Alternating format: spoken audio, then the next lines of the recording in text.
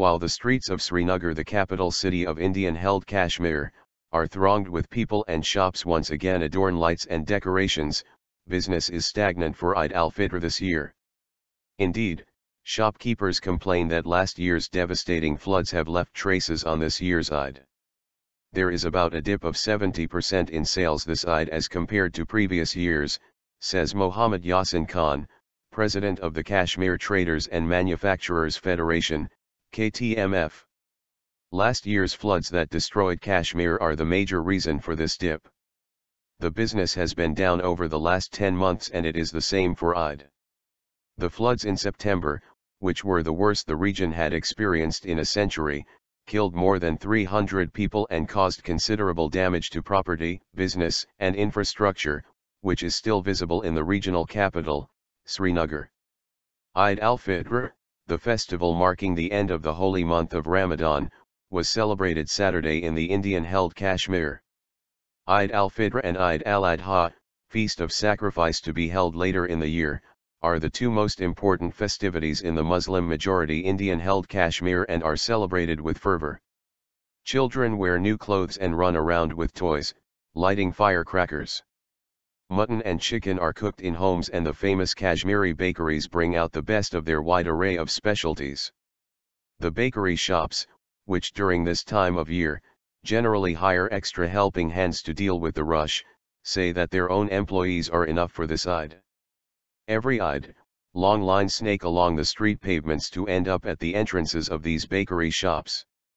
For hours, customers stand in line, inching closer to the pastries, cakes, cookies, patties and cream rolls that have over the years come to define Eid in Indian-held Kashmir. But this year, while the number of customers is important, the long lines are nowhere to be seen. We have so far made 125 kilograms of baked goods so far and it is quite less compared to what we would make during other Eids, said Irshad Ahmed, an employee at the famous Atto's bakery shop on Srinagar's Residency Road told Anadolu Agency. At the Shakti Sweets shop in Regal Chowk, around 20 people stand pressed to the glass counters asking for snacks and sweets. I have been here for 40 minutes and they are not giving me what I want. I don't think the business is that bad. Take a look at the number of people standing here and in the next sweet shop and in all the bakeries and sweet shops in the city. Everywhere is overflowing with people, Shahzada Akhtar, a shopper at the Shakti Sweets shop told Anadolu Agency.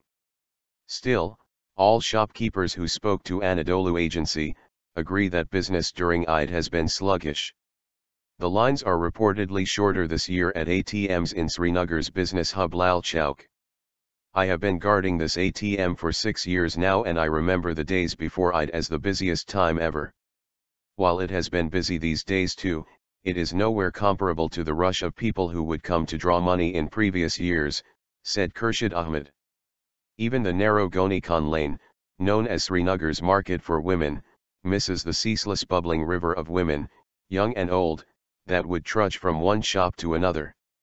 The shopkeepers say that not only are there fewer customers this year, but they also shop with more restraint. This Eid in Srinagar, after the somber Eid al-Adha following the September floods, is a cautious one as people though parking in the glitter of the markets are stopping short of the extravagance that has been the essence of Eids past in Indian-held Kashmir. Inshallah we will shop again in the coming Eids but we have had a terrible flood last year which hurt everyone in one way or the other. One lost his business, another his home and still another everything. And since then, there have been 4 major flood scares, so naturally there is sense of worry and fear which is making us think twice about our indulgences, said Hilal Ahmed Khan, a resident of Jawahar Nagar, one of the areas worst hit by the floods.